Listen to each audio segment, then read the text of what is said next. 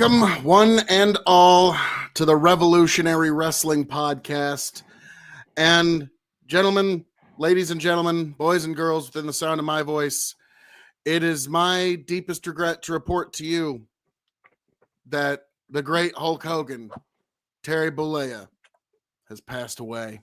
Yes, folks, we here at the Revolutionary Wrestling Podcast, Big Buck and Empire, KOE Nation, Dads Worldwide, every single one of the shows and every single one of the cast members from the extended Big Buck and family send our deepest condolences to every Hulk Hogan fan and especially the Bollea family. Folks, I am your King of Extreme, Phil KOE. You can, of course, find me at KOE Nation on YouTube, TikTok, Twitch, and Twitter. And I am joined this unfortunate evening, with my indomitable broadcast partner, the one, the only. Just quite simply, Tony G tonight.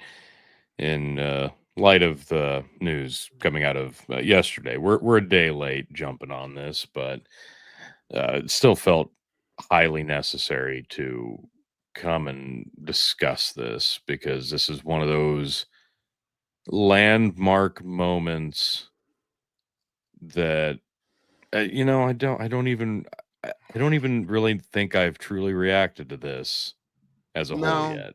No one really has. We're all like, I'm glad we took a day. Truth be told, I'm glad we didn't just like jump on immediately because it really felt dirty. Yeah, but also it gave us a chance to really feel the impacts, because I was listening to people on TikTok today talk about Hulk Hogan, and they brought up some real, like, there's this one lady who she talked about, like, Hulk Hogan wasn't, wrestling in the late 80s, early 90s wasn't just an entertainment venue for some people. It was a way of life. It was an identity. It was almost a religion. Okay. And at the very center of it was Hulk Hogan. And that man, and this was what I finally figured out.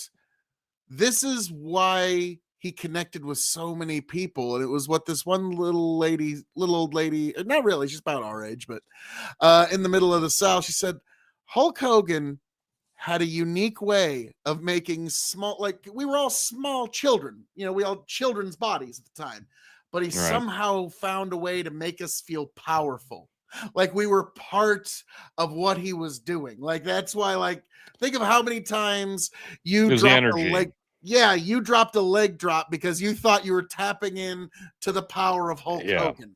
Okay, you were changing your inner chakras that were powered by Hulkamania. Yes, as I don't know of a better metaphor for it, like, because it's like that's what it was. Especially for those in the building when he would have one of those legendary comeback victory, even though he was the champion every time, but he'd have that comeback victory over the newest, most ruthless, baddest of bad guy ever. And when he hulked up and got the win, it was always a shock. And it was always a surprise that he was able to overcome those unsurmountable odds yet again. But you felt the energy. And it wasn't just the energy of the people around you. It was the energy coming from this man. He exuded so much just energy and emotion with everything he did. It could be big, it could be small. Whether he was in the ring, whether he was talking to somebody on an interview, it didn't matter, because everything he said, the way he said it, felt important. There was never a sentence that escaped his lips that didn't feel vital to hear. You didn't trail off when you listened to Hulk Hogan talk.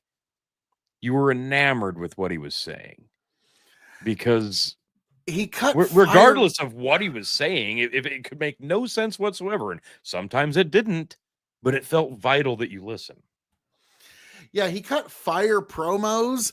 Sometimes it was a little hard to follow him when you were a kid, but like, it was always just fun to listen to, and it was fun to just be a part of it. And I remember, Tony, had you watch a documentary about the Undertaker and his whole career, and the general idea of it was, if you took part in that story that spanned across decades, it was a unique story. And in a way, because we participated in it, or even in some cases, we're in the same physical space as this quote fictional character, we too felt like a small part of that story. And with the Hulk Hogan story, every single person that was a fan of professional wrestling feels like, in some small way, that they too were a part of the Hulk Hogan story. And so that's, Well, he was talking to you, individually you, when he was on the screen. Like, yes. you felt that because you could see it, like, he made somehow managed to make soul eye contact with the one person watching, even though there were millions of people watching. He was making eye contact with you, and you felt like, "No, no, he's not talking to somebody else in another town on another TV screen. He's talking to me." And that's what you felt. That was the energy, that was the vibe that you got from him. That's how good he was at delivering whatever it was he was trying to say. And yeah, you're right. It didn't always make sense, but it didn't have to, because he was the embodiment of the true real American hero. That's what he was for so very, very long. And it took, and we're talking in an era where his entire persona outlasted the era that he was a part of.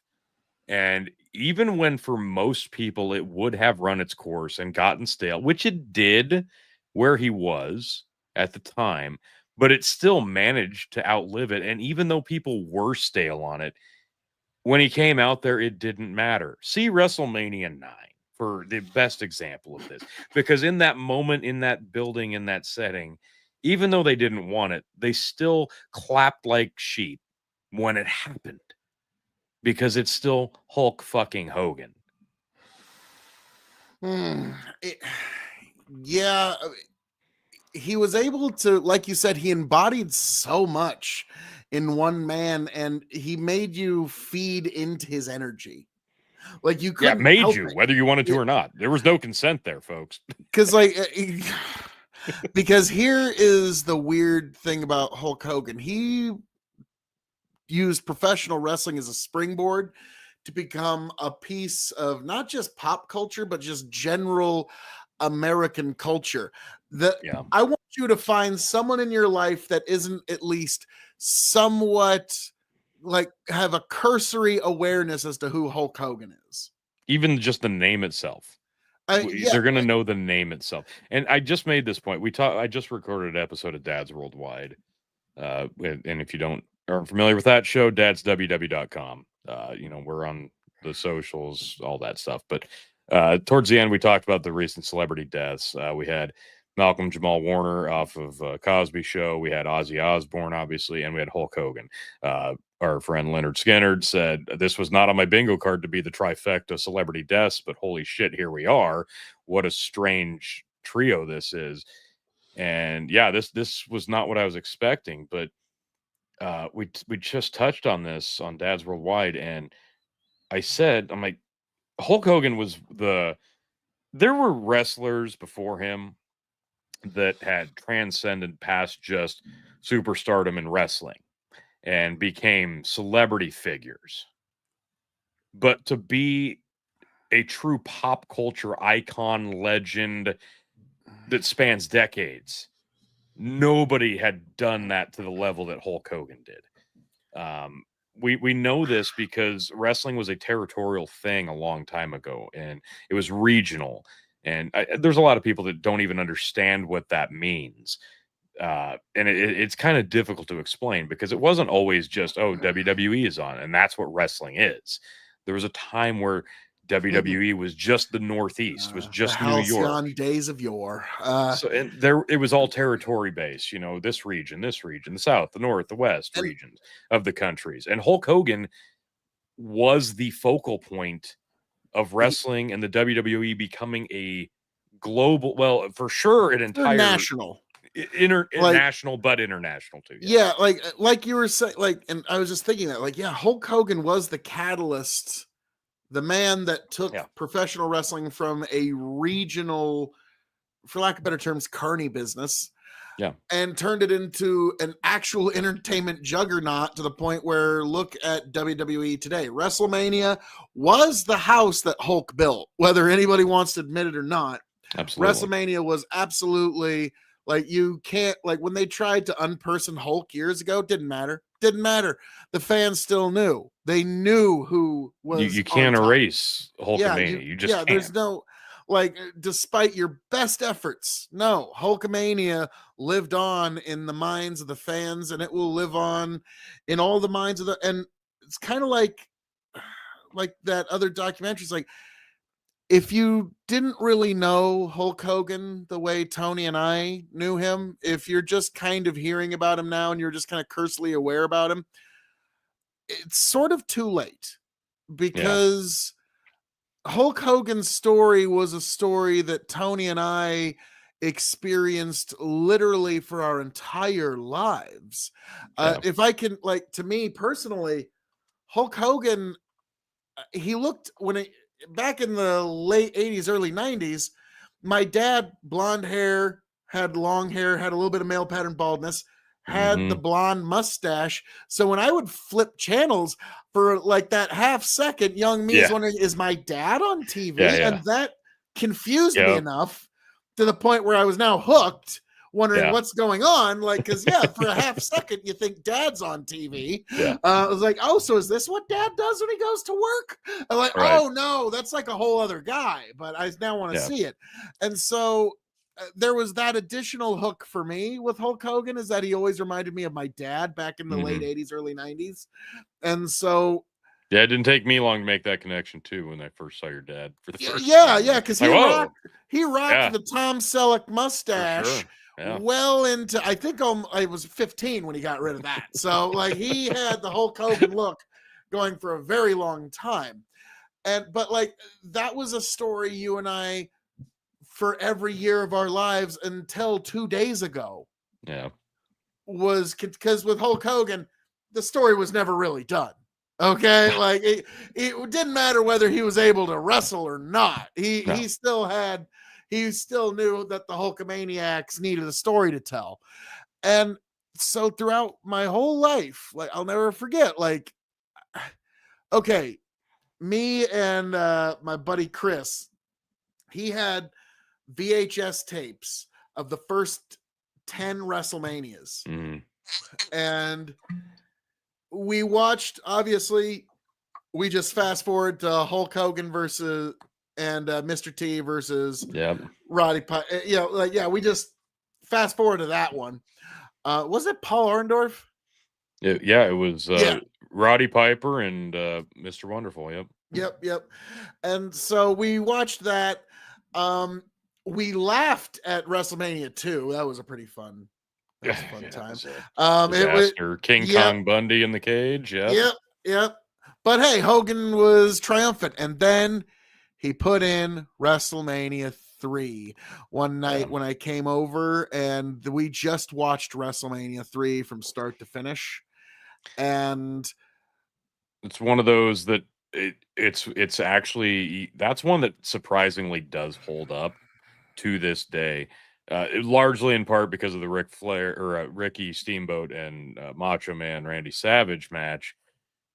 But other than that, there's other great matches. The characters felt so important. The crowd is so alive and so enormous. it was the first That's time a wrestling show seemed like it mattered, if that makes sense. it could not have mattered more. Was Pontiac Silverdome, right? It was in Canada. I think it was the Yeah. Sky Dome. Or Skydome. Yeah, sorry. And what's kind of funny is Vince McMahon actually pulled some dirty tricks. He actually cut the pay-per-view feed to like No, that's no. This 100 was mile. Michigan. WrestleMania 3 was the Pontiac Silverdome. That was in Michigan. Which one was Canada? It was Are you sure? I could have swore 3 no, was in I'm Canada. positive. No. 3 was in Michigan. It was the Silverdome. The Have Sky Dome. Do we have Google was confirmation of that? Yeah, I'm gonna look up the Sky Dome. It was oh goodness. The 6th. WrestleMania 6. It was Warrior Hogan that was in the Sky Dome. Okay, yeah, it's the Yep. Pontiac Silverdome in Michigan. I Yes. remember Yeah, and that's hearing a thing because that that was Vince the cut the pay-per-view feed to like a 50-mile radius of that place just to get people yes. to pack the arena. Yeah. Dirty And trick, but that I'd was have the hopped in the alleged car. attendance record. That's why I remember, yeah, specifically why that was the Silverdome, because it was such a enormous venue. Because up to that point, what would you say? Even the biggest events of wrestling shows, what was your average attendance? 10, 10 to 15,000, A probably. really good event like down in the Georgia Dome and such, you could get 40K. Okay, but that's for big events. Yes, The but that biggest of the big. yeah, those are the biggest of the big events that the Southern Territories could possibly pull off, was about 40K. And so at this point, you're looking at north of 60. Now they say it was like 90K, They probably claim close to about 93. probably They closer to claim about 70. 93K. It's determined probably closer to 78K. But Yeah. it really doesn't matter because it's wrestling and it's Because exaggerated and it's now what elaborated. it does, whatever it was, it had the most iconic moment in wrestling that most wrestling fans, like when people ask, Yes. like I'll never forget with the Tough Enough, they were asking Triple H was asking people what their favorite matches were, and I was disappointed that nobody Nobody. said Hulk Hogan versus Andre the Giant WrestleMania 3. Yeah. They all thought they had to have some smarkier than smart mark answer. It's like, no. If you can make another moment even half that, they'll give you all the money. Okay, like that's Yeah. and so to me, that was and Al Snow broke it down perfectly. He was doing a training session that they allowed people to record. They asked people, what was the best match of WrestleMania 3? And everybody says Savage Steamboat. He goes, no, it wasn't. It was Hulk Hogan versus Andre the Giant, who was guess why that arena was packed? It wasn't there to see Savage nor Steamboat. Okay. And what was so great about that match other than some arm drags? Okay. Like I guarantee you don't remember much about that match other than a few arm drags, but it was the only match do. where they actually tried. Okay. I Everybody else remember it. knew just get out in the ring, get your payday. The folks are here to see Hulk and Andre. Okay, like everybody else, you kind of got that feeling that like, all right, just do what we're here to do. Get our payday. Wow, this is a lot of people, and they're not here to see me at all. That like you kind of got the hint that they knew that. Now Savage, to his credit, actually won the people, and so did Steamboat. It's to their credit, but that iconic moment, Hulk picks the Giant up, brings him over, boom, on his back, hits the ropes, leg drop, 1, 2, 3, Hulk Hogan. Just like it's one of the most iconic moments let alone pro wrestling. It's just one of the most iconic moments in live performance. Yeah. Whatever kind of live performance you're talking about, whether it be NASCAR, whether it be Shakespeare, whether it be like whatever, like there's not many moments that are as iconic nor like still live on to this day. Like that happened in 87? Yeah. Can I prove that it was one of those moments that will stand the test of time? In 2023, a song called Hulk Hogan Slammed Andre the Giant was released by a band called Woofie's Just Fine. The singer of that being former comedic singer Jean Lajoie. But it's an amazing song. And shameless plug for an incredible indie band. Woofie's Just Fine. A lot of movie references, but this is one of the like iconic moments and things of your youth. There's a lot of nostalgia in his music, and this is one of those. Hell, he's got a whole song about specifically Mortal Kombat 2. Important things from your youth and your nostalgia in your memory, core memories, and this is one of those. In 2023, a song about that moment, Hulk Hogan slamming Andre the Giant in 1987. There's a guy writing a song about that moment. That if that does not scream to you iconic, what else does? Like Well, it that was holds the test of time. It was a modern day, almost 40 years later, Phil. 40 years. I thought I was gonna sneeze. It was a And you There did we go. sneeze. There it Cut was. it out. There it was. But it was literally a modern day, almost retelling of the story of David and Goliath. That's exactly what it was. And that's what they did. And it was perfect because they played off the fact that Andre had never been beaten. He had been beaten. They played off the fact that he had Tony, if never you're been gonna just slammed. throw He had facts been in our slammed. face, okay. But that's the point. And the entire moment was so beautifully exaggerated. And even though people knew it was exaggerated, they didn't care. They knew he'd lost. They knew he'd been slammed before. They knew the attendance wasn't 90 plus thousand. But it didn't matter because in that moment, you Now, were part T, of the tall tale, and being part of the lore of the tall tale felt better than going, well, let's actually break this down into what it truly is. well, No, you also don't keep in care mind because when you're enjoying the tall tale as it's well, happening. no, here's the thing, T. I didn't know it was a tall tale first time I watched the VHS of WrestleMania 3. When Sure. I Well, as believe a it was youth, of course Gorilla. not. Yeah. When he was talking about Andre has never lost in 10 years and he's Yeah. never been off his feet in all the years of his career. And Yeah. I'm like, oh my goodness, are you kidding? Like, and who was on commentary? Was it Monsoon and Ventura? No, Yeah, it had to have been because Heenan was yes, on Heenan was ringside. it wasn't McMahon, was it? I don't think so, but I remember I think it Really? was Ventura. That was terrible sportsmanship by the Hulkster because he attempted a pile driver on the outside. But then, of course, Andre backdropped him. That was probably one of the last few power spots Andre had left. You know what I mean? Because his back was so messed up. But Yeah. I truly believed Hulk Hogan or Andre had never been off his feet in over 10 years. And in all of his years of professional wrestling, he was completely undefeated. And Hulkamania this evening, I was about to see Hulkamania die. I had watched Hulkamania through 2 WrestleManias and I was into it. And I had seen him on TV and I was into it. And now, oh my goodness, Hulkamania is about to die. And then the pickup, the slam, the drop, and yet, like, to this day, like, it's the idea it conveyed, like, because visually it seemed impossible. Yeah. Okay. Visually. Yep. But he did it anyways, despite the fact that it was visually impossible. This man clearly picked him up, slammed him, and we were all just, well, I mean, if Hulk Hogan can do that, maybe there's hope for me. Like, it was a literal inspiration for generations that, again, like I've played the WrestleMania 3 match for my daughter, for example, and she kind of got it, but it's sort of one of those like, Dad, why are you showing me this thing from the 80s? It's like, this is your history. You need to know your history, child. Okay, this is very important. All right. Yeah.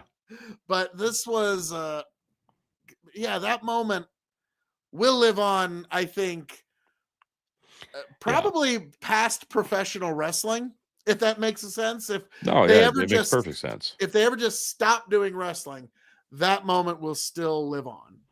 So, yeah, going back a bit, like when Hulk Hogan first broke into the business, he actually was a bad guy. He had the look of a bad guy.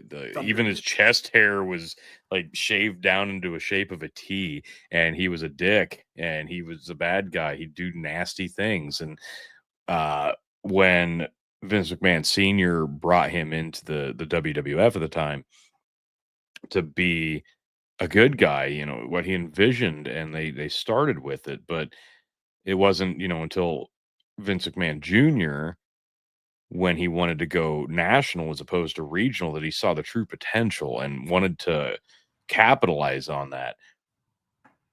It was Hulk Hogan. He was the linchpin of that expansion into the rest of the country, and he became the best of the good guys. Like, there was nobody that could touch him. He literally took spots away from people without even trying. There could have been other guys bigger than him had he been okay with being pretty damn good, but Hulk Hogan was never okay with being pretty good. He wanted to be the best. He wanted to be the icon, and it didn't matter how he got there. He was so cunning in his business strategy and his work ethic in terms of how can I make the people love me. And he was so good at it, and it was so effective. When I got into wrestling, I want to say the first person I ever saw on a wrestling TV show was the Native American character Tatanka. Won a squash match. Didn't matter. It was like, oh, okay, this is the thing. I'm being introduced to this. Okay, interesting. I could enjoy this. So I went to the local video store. So let's say that was like 92, 93. It was whatever shows were on at the time, probably like on a Saturday. They'd replay some matches from house shows, no big events. Monday Night Raw wasn't a thing. So let's say very early 90s. I see this and I went, okay, that's interesting. So I go into the local video store, VHS tapes. They have most of the WrestleManias up into that point on the shelves.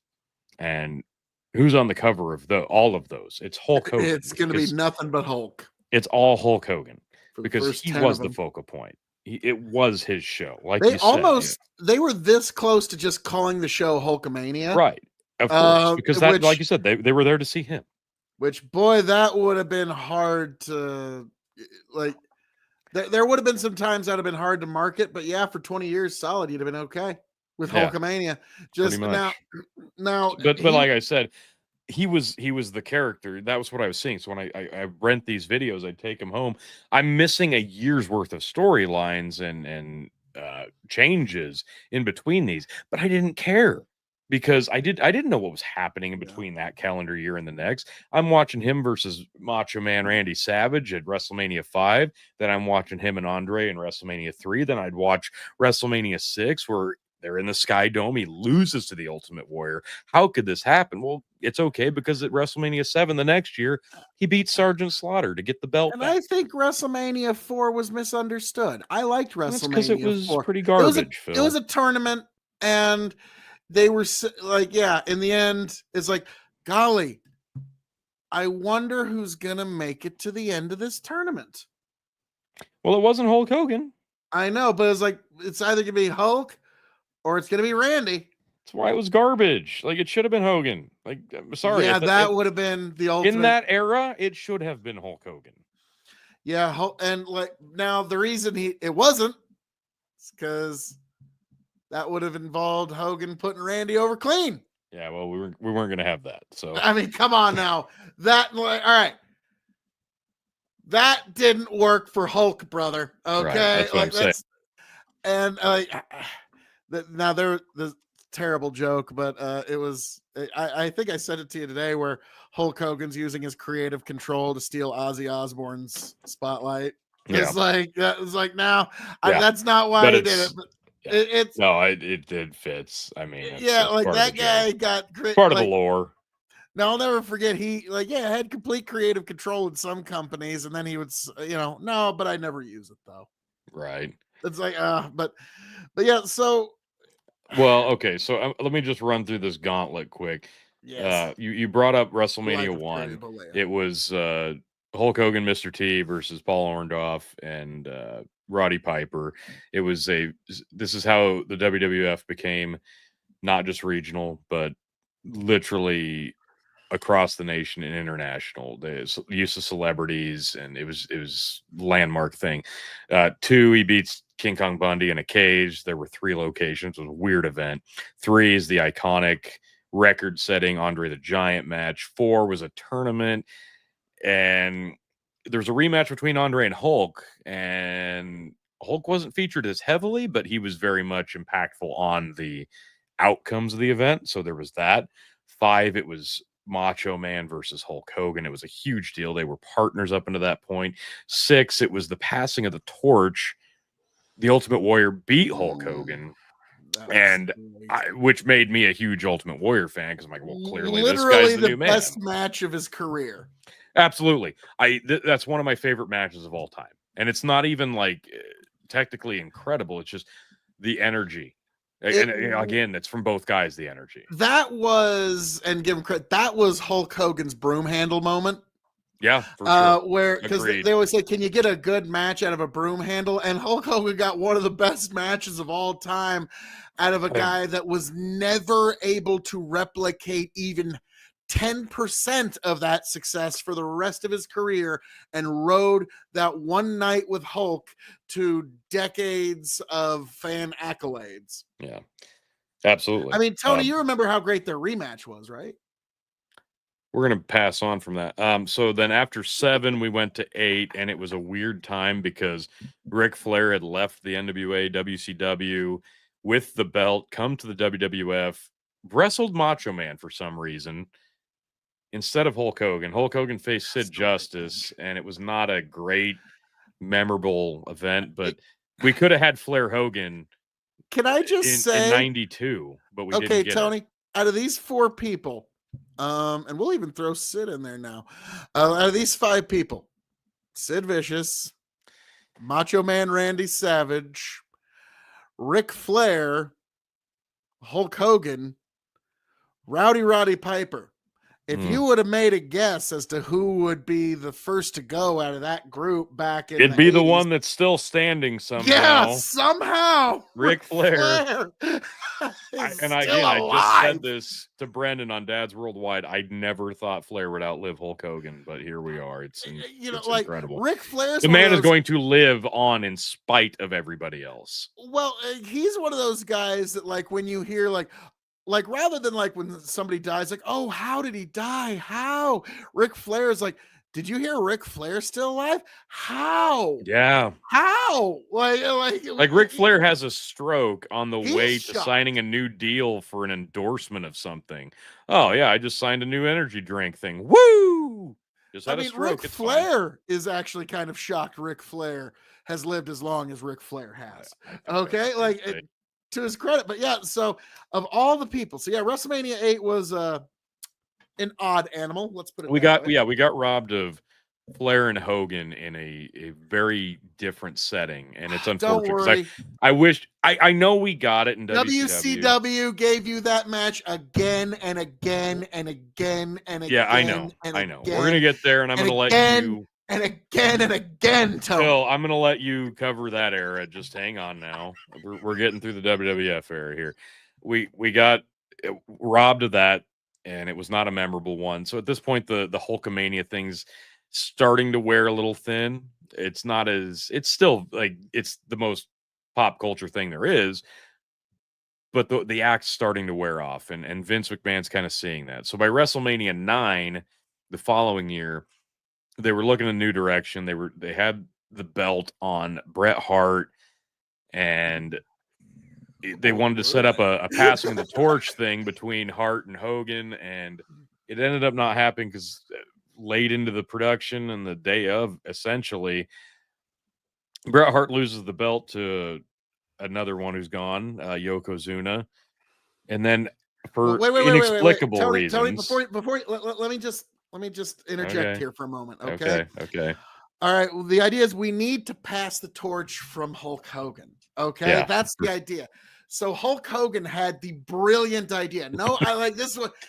Who better to pass the torch from Hulk Hogan to than why to Hulk Hogan, Tony? Like, it's a brilliant idea. I mean, like, come on now. Like, I mean, obviously, brother, we need to pass that torch from me, Hulk brother, to me, Hulk brother. I mean, like, that's in essence what happened at WrestleMania 9 is it Hulk Hogan is. passed the torch to himself. I Yeah. like Tony, I had never seen such a big middle finger to everybody else. Yeah, it was one of the most. This is when Hulkamania was really starting to run dry because people were like, "Okay, no." Um, he he didn't have the belt going into WrestleMania. Bret Hart did. Bret Hart loses it to Yokozuna, and then for reasons Still sure a lot unbeknownst. still unbeknown, Hulk Hogan comes out after the main event. And Bret Hart's like, please avenge me, Hulk. I can't see because they threw powder in my eye. Please We're avenge me, such Hulk. we're such buddies. So Hogan goes in and challenges this obese man who could barely make it through his match already to an impromptu match for the title he just won and beats him. Shockingly. Hulk Hogan with a black eye from legitimately getting punched in the face by Randy Savage behind the scenes. That's the image. Yeah, like, That will forever be known. Who would have ever like he's shocked. He's walking out of like that had to be the like he's just like so shocked. He's walking No, out I've got to show the picture now. I've got to show the picture with a black eye that Randy Savage totally didn't give him. Yeah, totally didn't, because it's the first thing that comes up. Hulk with belt, WrestleMania 9. Yep, here it is. Because it bears just documenting how narcissistic this is, but god damn it. Nobody did it better than Hulk. Oh, Nobody did it better than Hulk.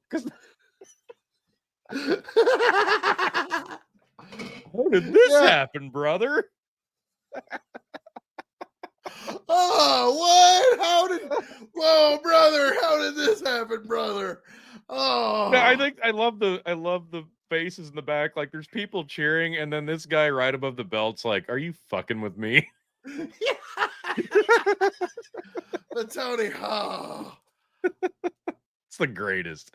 So yeah, at this point, Hulk had kind of run his course with the WWF. Winged Eagle is still the second best championship design of all time. So it wasn't long after this he left the WWF to kind of pursue acting. He'd already done the Rocky movie. He'd dabbled a bit. No Holds Barred was Paradise, Thunder in Paradise, Thunder in Paradise, the show, the movies. Oh, whatever. what an amazing Tony! That was Mr. Nanny, Suburban Commando, Santa with Muscles. We could talk about his Citizen Kane level movies all day. Sheesh. Santa with Muscles is still one of the greatest bad movies of all time. On Santa with Muscles, let me tell you. No, it's one of the greatest bad movies of all time. It really is. Like, if you're wanting to, like, I'll never forget our English teacher. She also had a film class in high school, and we made her we made her watch Santa with Muscles, and like it was actually like you could actually see physical responses of pain to some scenes. Like, it was so bad, man, but she had to finish it. Like, it was bizarre. Like, she had to, no, we have to keep going. I have to see this awful thing through. And so that was unto itself. Let's be frank. I think Mr. Nanny, if we're being like, what I think that was maybe Suburban Commando, No Holds Barred. No, we don't even count that. But even then, I still loved it at the time because it was Hulk Hogan and it was wrestling, and I didn't care that it was terrible. And you loved the fact that Zeus is in a tag match at SummerSlam, and so did I. At the time, sure. Yes. So, like, we were really expecting some great moves out of him too. Oh yeah, all one of them. Yep. So, all right. So after the just tremendous WrestleMania 9 that was, Hulk decided it was time for him to go somewhere, freshen up, learn a new hold or two. And this is where I come in. Let's put it that way. Yeah. And he went to one World Championship Wrestling. And apparently the deal is, if you get Hulk Hogan, Jimmy Hart is coming with him. Yep. Like, that's that heel manager that he usually would have to battle against. Well, now they're best buds, and hey, WCW made for some strange bedfellows. True. Now, Tony, when you were talking about how you're like, we were robbed of Hulk Hogan versus Ric Flair. If we would have gotten it at WrestleMania, it would have been completely different than what we got in WCW. That was my point. Yes, because Hulk Hogan came in as the babyface, and he got the babyface reaction for a while, but because it was fresh enough. He was still Hulk Hogan. He was still eat your vitamins, say your prayers, but it was a different setting. There were new rules. It was a new backdrop. It was different. I'll never forget. It felt fresh for a stale character. I'm 90% sure it was a Halloween Havoc, but I could be wrong. Where they had Hulk Hogan versus Ric Flair in a steel cage with Mr. T as the referee. Yeah. And Hulk Hogan was even handcuffed to the ring rope. and he still pulled off the W because he was able to big boot Flair while handcuffed and then drop a leg on him while handcuffed. And Mr. T counted the 1, 2, 3.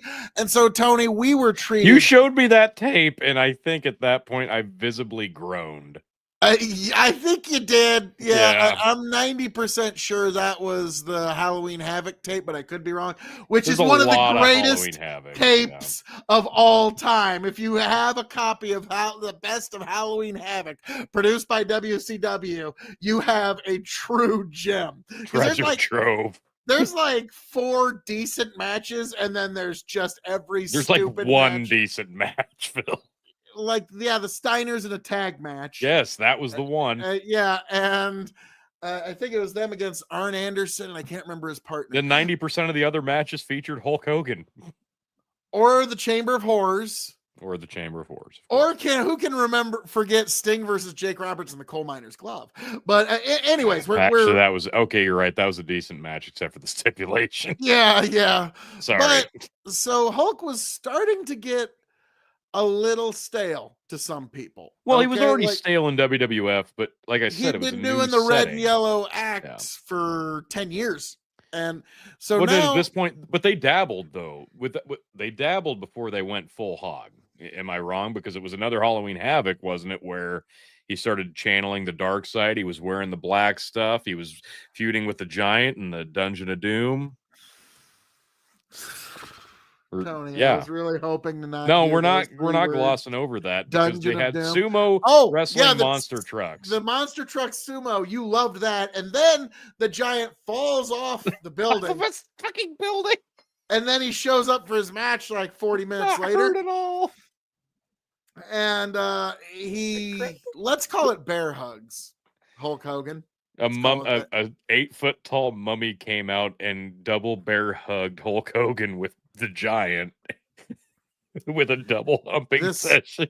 This was getting bad. But then after that, we had the introduction in WCW of Kevin Nash and Scott Hall. Yes. As invaders.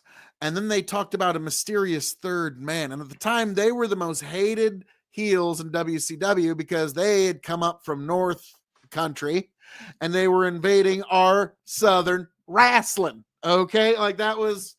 Now, I grew up on a Turner syndication. Okay. My grandparents had Turner syndication. My parents then got a Turner syndication on their TV. So I was privy to all this.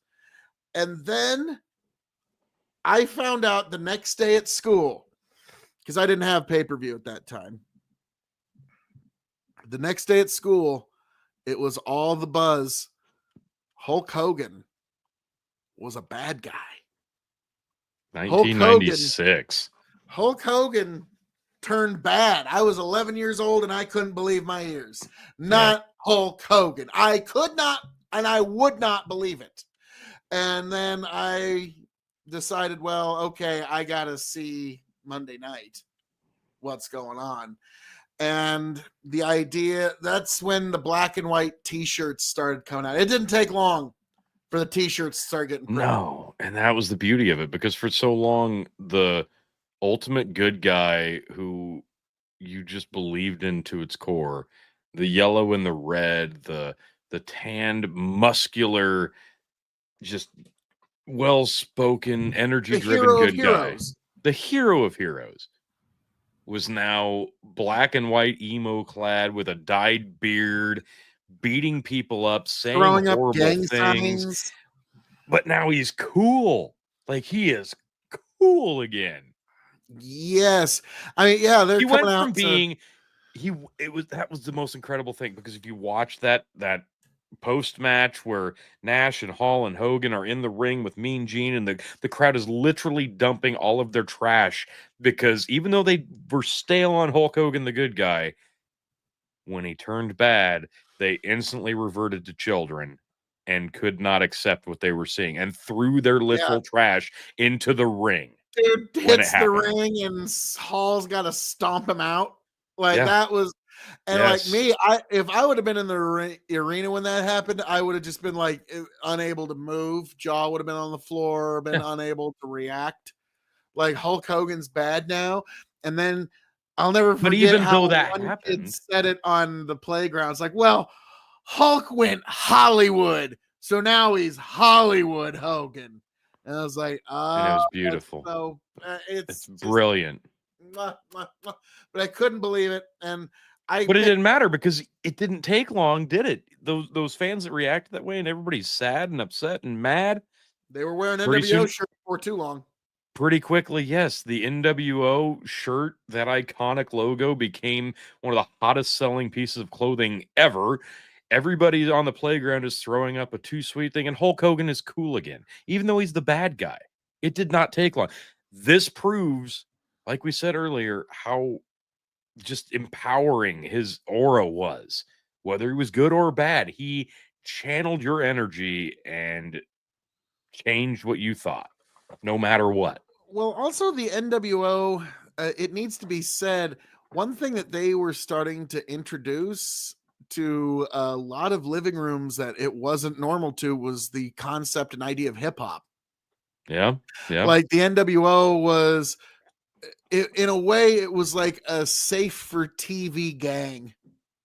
If yeah. that, and it No, yeah, became that very much so on the wrestling show. And like, I remember you and I, it was a way of showing our allegiances to our favorite wrestling companies and our favorite wrestling group. Like me, I would show up in the NWO shirt, you'd show up in the DX shirt, yep, and that yep. was our way. That was our, Bloods you know, versus Crips. okay, that rivalry wasn't half as deep as NWO versus DX. Right. Let's be honest. Yeah, here, you're right. okay, You're right. like Sorry. T, let's be honest here. But Didn't mean to lowball it. thank you. This is close to Hatfields and McCoys. Okay, okay. Montagues and Capulets. Yeah. Okay. Yeah, like North and South Dakotans. Oh, wait. No, wait. I'm thinking of Koreans. Sorry. Yeah, North and South Koreans. They get along real well. But when the NWO hit, it really changed wrestling. It was another Hulk Hogan makes his mark on pop culture. Like I Yeah. remember, oh goodness, it was some Cartoon Network show where the kids weren't eating their vegetables, and you mentioned, yeah, Phil, there was a kid who looked exactly like you in an NWO shirt, said, "Let's eat." It was like, yeah, all the chubby giant kids on the playground were wearing NWO shirts for some reason because they wanted to feel like they were part of the gang. And again, Hulk Hogan reimagined himself.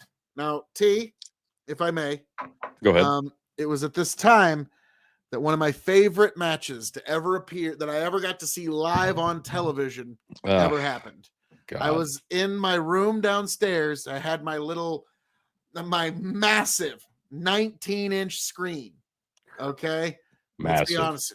Okay. All right. It was longer than it was wide. A little bit. Yes. Probably. But I got to watch it, and they gave it away on Nitro, and it was at a big outdoor event. God. It was Goldberg, the upcoming, the young upstart Goldberg, United States champion, was going to be challenging the world champion Hulk Hogan, Hollywood Hogan. And if Goldberg lost, he would never again be allowed to challenge for the WCW world title while Hogan was champion. Okay. And so we were all like, oh no, what shenanigans will we have here? Because that dastardly Hulk Hogan is the champion and he'll never give the title up. And it was a pretty good match. It was actually like Goldberg had the advantage the whole time, but Hulk was doing all of his little eye rakes and every little cheat move he could get away with. And we're thinking, okay, maybe Goldberg's got it. Then the ref went down. Members of the NWO started hitting the ring, and everybody was like, oh no, Hogan's going to retain via disqualification. 1,000-year reign of darkness is about to descend upon World Championship Wrestling. All is lost. The end is nigh. Bury your treasure, burn your crops, Blackwater rising, and it ain't going to stop. Okay, we were ready for the end. Oh no, it shall never. And then Goldberg spears, kicks, punches everybody out of the room, out of the ring, lines up for the spear, hits Hogan with the spear, pick up, jackhammer, 1, 2, 3. Ah, the Goldberg era in WCW began, and it was one of the greatest matches to see live in WCW history, and they gave it away for free on TV, and they won the ratings war for a few weeks. That they did. They were able to ride that for a while. Yeah, maybe if And they charged $50 for that match, they'd still be in business. maybe, Tony. Let's be. No, they wouldn't. They eventually hired. No, probably Briscoes, not. though. But god damn it! Like, I'm sorry. What the fuck? Why was that not on Starrcade? Come the fuck on. I think the reason was because like the TV executives were actually in the crowd that night, and so they wanted to really wow them, and so they definitely did. And like me as a live TV viewer, I thought they were going to schmoz this, and we were never going to get to see Goldberg as world champion.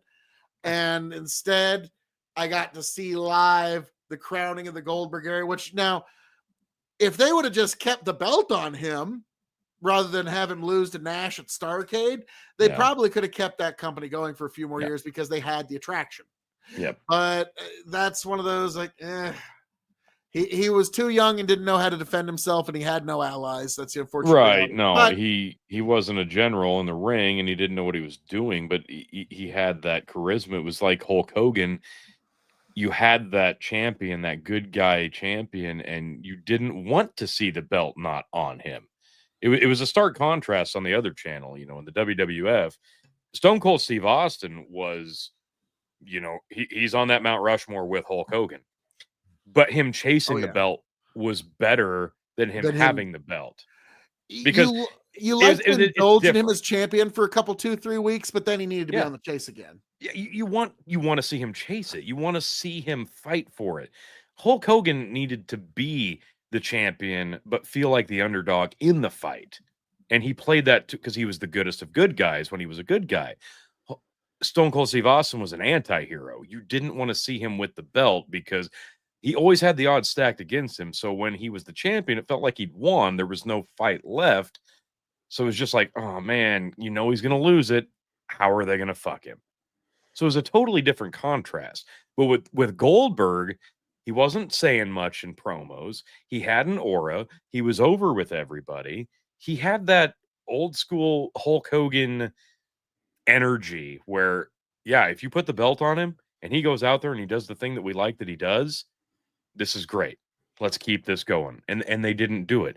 And had they charged money for that match where he topples the baddest of bad guys, because Hulk Hogan was the goodest of good guys, now he's the baddest of bad guys, it could have been something miraculous. Now, of course, in hindsight now, for nostalgia's sake, it's great that you got to experience that live for free on TV. But, at the time, if that were a pay-per-view match, we would have found a way to see it, because that's the biggest. I mean, that was one of the biggest things. That was the biggest match that WCW had to give. Yeah, and we would have found a way to watch that. So it sucks that, I would have loved to see, even though I wasn't like a WCW guy, I would have.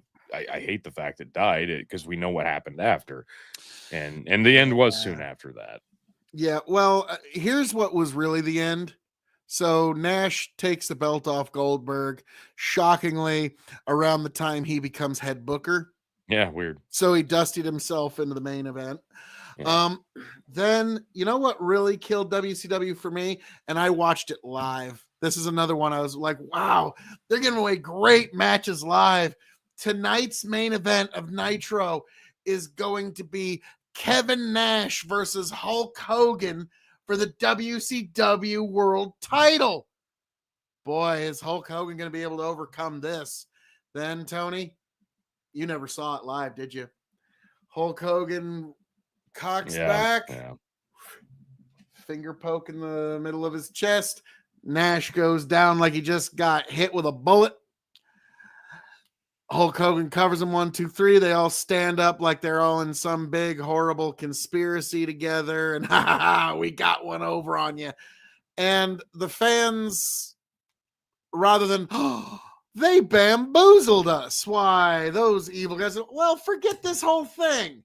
If the belt's just a prop for you guys to pass around just to screw us over, then forget this whole thing. Yeah. And at That's that exactly what point, happened. I myself literally in that moment switched over. I switched channels because I believe they didn't do it at the very end of the show. They did it at like basically right when Raw was about to start. Okay. They always tried to really overload the stuff that they were doing right when Raw was about to start. And that's at that point, I just, no, I don't care what you do for the rest of the night. I don't care. I'm going over to WWF. And that was the beginning. And like, it got to the point that when Eric Bischoff or Tony Schiavone gave away the results to WCW or to Raw that Mick Foley's gonna, I wasn't watching when that happened because I was already watching WWF. I Yeah, tapped out, and that's that was what wild did it. to think. Those two very iconic moments of a very important ratings television war, not just wrestling, but television ratings war was happening live on TV for one show. And the taped one is the one that won the night. It's wild to think that in retrospect that two of those things happen on the same show. Hogan getting the finger poke of doom on Nash and Mick Foley winning the world title on the same night. It's wild to think that those two things intersected that way. Yeah, I mean, like by the time, like I think there might have been a few weeks spread between those, but like that was what turned me off from WCW, and I was watching Raw at that point. Like I was like, nope, you have like because again, Tony, the big gold belt to me was as sacrosanct as any belt could have been in pro wrestling. It was the okay. A lot of people don't understand it.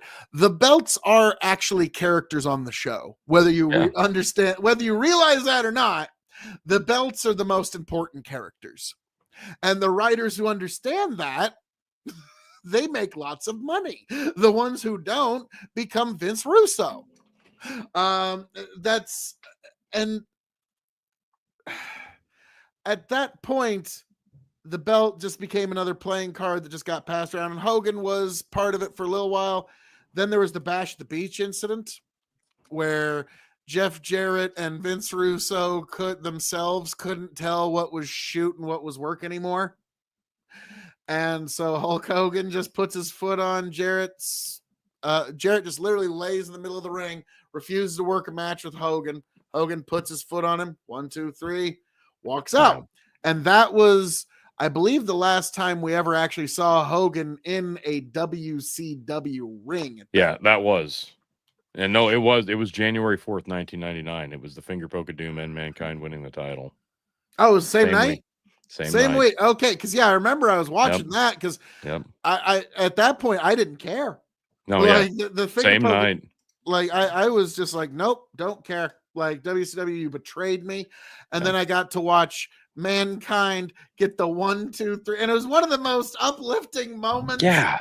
Like even Michael Cole, the one night Michael Cole was totally on. This is the night I actually liked Michael Cole. Like, to everyone who's told you can't do it. Like he was just like, it was beautiful. It was beautiful evening. But it was the same emotion that Hulk Hogan used to get, years and years and years and years prior, where the entire crowd is behind you because they feed off of your energy and they believe in you, whether they think you're a personality or a character or not. It doesn't matter because that moment feels genuine. So there was still a comparison and a parallel there. Just unfortunately for Hulk Hogan, he was involved in the opposite of it that night on the other channel. And at this point, he didn't really have his finger on the pulse of the business. But yeah, like you said, the lines of reality and script started blurring. The Bash at the Beach, I believe it was, where the foot on the chest, he pins Jarrett, and that was the last time we saw him in WCW. Now he's gone. He essentially left wrestling at that point, and he really didn't do much for a little while. Well, I was about to say, this is where you now need to come in, because I covered the big high spots. Is now, there's one spot I forgot to mention that needs to be. It's one of the all-time iconic WCW spots. Before we move on to the next company, and that was in WCW for a while. He started wearing a toupee. Oh, okay, it was hilarious. Jesus, that's not what I thought you were going to say. No, My no, God. hang on. Well, what did you think I was going to say? I'm like, you didn't even mention the feud with Sting. We're For getting God's there. sake. We're getting Tony. No, there's you a passed reason over I that. didn't mention that. Okay, Because they fucked that up too. Beyond comparison. But no. He was wearing this blonde wig for the God, it was longest so time. terrible. And then in a match with Randy Savage, Randy grabs him, punches him, grabs the hair, punches him, and the wig comes off. And then he puts it on himself. It was horribly stupid, but I saw that. You showed me that, and I absolutely loved it. I thought it was fantastic. It was the most ridiculous, because it was the most ridiculous visual you've ever seen. And you're like, are we supposed to buy this? Like, we've known for 2 decades that he has no hair there. So it was hilarious. Randy Savage took it off and put it on his own head. It was incredible. That is one of the most greatest visuals ever. I'm trying to find a picture of it, but I can't pull it up. But anyway, see if you can find it, T. Okay, I'll find it. No, but the whole Sting rivalry and the Crow and all of that, like, it was so important. For a year only to flub the finish. Or wait, flub. Now, Tony, here's the thing. Yes, to that particular referee, that was a fast count because that was a fast count. But no, if you watch his other justify matches, it all. I don't care. I don't care. You can justify that all you want. It doesn't matter, Phil. Here's the problem. If you know that this guy is literally the guy who's going to count a little bit slower than the rest of the referees, why would you put him in that match if the fucking goddamn script says, hey, we got to have a fast count? Let's put the slowest counting referee in there and confuse the fuck out everybody. Give me a fucking break. Okay, that was maybe a little bit of Hulk Hogan apologetics. Okay, it was maybe a little bit of fucking Hulk Hogan going, yeah, brother, well, let's put the fucking guy who can't count fast in so that the fast count doesn't actually look like a fast count and I actually win, even though I lose. That's what that was. That might have been a little bit of what that was. That's all it was. God damn it, Phil. Shut the fuck up. That's all it was. That might have been a little bit of what that was. Right. Hulk. Now, Tony, are you insinuating that the great Hulk Hogan would politic backstage to make himself look better? He was the greatest wrestling politician of all time. I mean, love it or hate it, there's nobody better than him. I don't know. He never actually ran the company. I think Dwayne might be better. He didn't want to run the company, Phil. He wanted to be the fucking face of the company. I don't know. I think one might. Hulk Hogan got where he was because of his political swing. Dwayne "The Rock" Johnson got where he was because he got stupid fuck you money because of his ex-wife and the Merrill Lynch business. And then he went on to Hollywood and made billions of dollars doing movies because of the success he had in wrestling. That had nothing to do with him politicking backstage. He was just charismatic to get his spot. So no, Hulk Hogan is the greatest. You're saying he did he walked away way better in his divorces. Absolutely. But now that he's come back to the business, now he can just kind of do what he wants because he has the money in the pool. Yeah. So it's not really him politicking. It's just him swinging his dick around, and it's not working for anybody, folks. He tries to ruin WrestleMania on a yearly basis. But I digress. So WCW. If Hulk was in that position, I don't think it would be quite as bad because he doesn't have 600 relatives he can push. There you go. I mean, like he's only got. And even if he did, Phil, he wouldn't have because it's still the Hulk Hogan show. Might steal his shine for a second. Yeah, we wouldn't want that. Okay, you can't have that, brother. But anyway, now Tony. So WCW that was folded. WCW. He kind of went back to, well, he tried to go back to Hollywood, but I don't really think that panned out much right away. Want him. They didn't want him at that point. So WCW closed, and Vince McMahon bought WCW. We can talk about our feelings on that. I think that's an entire deep dive we should do sometime eventually, but this was It's such a weird time because we were still very, very, very much in love with professional wrestling and enamored with it as a whole. And now the competition was gone. The company I followed thoroughly prevailed. The one that you had to abandon because it betrayed you had died. So what was going to happen? And when there's no competition, things kind of get lazy. And that was pretty clear pretty quickly.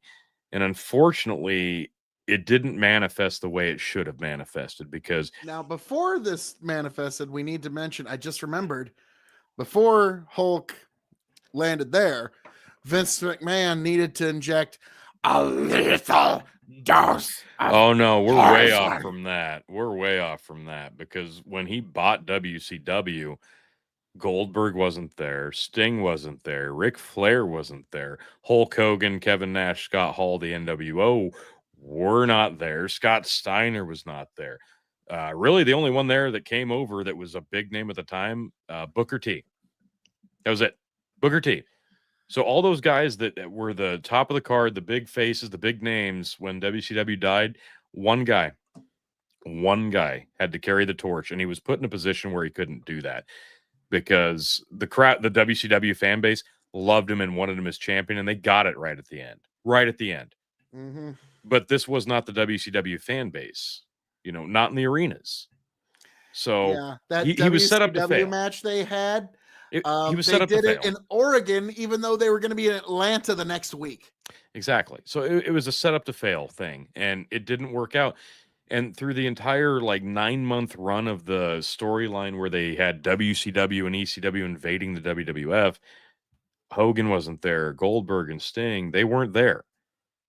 But once that storyline ended, all of a sudden, those contracts these guys had with WCW, all that guaranteed money that they were getting from Time Warner, those things expired. Now all these guys came in. God, if they'd only waited, 9, 12 months to do this, it could have been so much more, and we'd still be talking about it today as one of the greatest things to ever happen in history. But they didn't. They rushed it, and then Hulk Hogan starts coming in, and Flair starts coming in. But they bring the NWO, like you said, Vince McMahon decides to inject the WWF with the poison of the NWO, the original NWO, not the watered down version, the original trio. And right away, it did not feel like the NWO of 1996 because obviously it's many, many years later. Well, not like a decade later, but getting there. And okay, let me put it this way. All right, and I've seen this before because I had a couple of when I was in Lincoln, I lived in Lincoln. I was a gas station attendant for a little while, and so I've seen this. Okay, the NWO coming down to the ring in that run leading up into WrestleMania 18, which we'll get to that in a minute. Yeah. It kind of reminded me of dudes who are going to the hip hop club, but they're a little too old to be dressing up like they were going to the right, club. Yeah. Like they already were the first time. Like the receding hairline was not working with the cornrows that well. And so I was a gas station attendant in Lincoln. I had seen this exact contingency on Friday nights and Saturday nights. It's like, y'all might be a little old to be going out to the club. And so when I saw Hall, Nash, and Hogan, it did feel like, hey guys, let's go out to the club. It felt like that to me. Well, imagine how I felt fucking seeing Diesel and Razor for the first time. No. Imagine how I felt in TNA when Hogan took over and Hall and Nash showed up and could barely walk, and they still tried to do that same shit. But I digress. Yeah. So that's like the dudes who listen to Rapper's Delight drop the first time going out to the club. So yeah, they show up, and now they're supposed to do the same thing that worked in '96, and now it's 02, and this doesn't work. So, but the problem was they didn't give them that same amount of power. Like they were getting beat, so they didn't feel as important because these were the guys that were on the other channel. These were the guys that could have beat them but didn't. So they were second class citizens, and it's still Hulk Hogan though. It's still Hulk Hogan. And that was the important thing because they were supposed to be the bad guys. But Toronto had a different idea. Toronto had a different idea. We're talking about WrestleMania 9 was, let's see, WrestleMania 9 was it 93? 9 was the one. Yeah, WrestleMania in 9 Vegas. was, yep, WrestleMania 9, 1993 in Caesar's Palace. WrestleMania 18 was 02 in Canada. Sky So Dome. there you go. Like 2 decades, Phil. Like, Since sorry. Hulk has made a WrestleMania appearance. It's Or been not, almost a decade. decade. A decade. Now, Tony, going into this match, Rock was supposed to be the good guy. Yeah, and Hulk Hulk was amazing. It was supposed to be the incredible. dastardly villain. But both of them made the best audible call in pro wrestling history. Beautiful. Because the folks in the Sky Dome refused Yeah. to boo their hero Hulk Hogan. Okay. And this is one like of the we reasons I said, think maybe Cena never turned heel, because he knew, and we've even seen it. There's people who still refuse to fucking boo him. Yes. Okay. And so because eventually the legend outlives the person, and that's what we were seeing. Like, the they legend brought Hulk outlived the Hogan story. in for the first time in a decade as the bad guy that he was on the other channel. But the Canadian fans at WrestleMania, the biggest event, they remember him from a decade ago against the Ultimate Warrior with the red and the yellow, saying the prayers, eating the vitamins, and they didn't give a fuck about the last 10 years. They wanted Hulkamania. And when they went out there, yeah, The Rock, Dwayne Johnson, one of the biggest fucking celebrities in the world to this day, they booed the shit out of this guy. He was supposed to be the good guy. They didn't want anything to do with him. Wanted nothing to do with him. And he was as beloved as it gets in this time. Okay, like he was untouchable. But this crowd said, nope, no, not against our hero. We have Hulk Hogan. It's WrestleMania.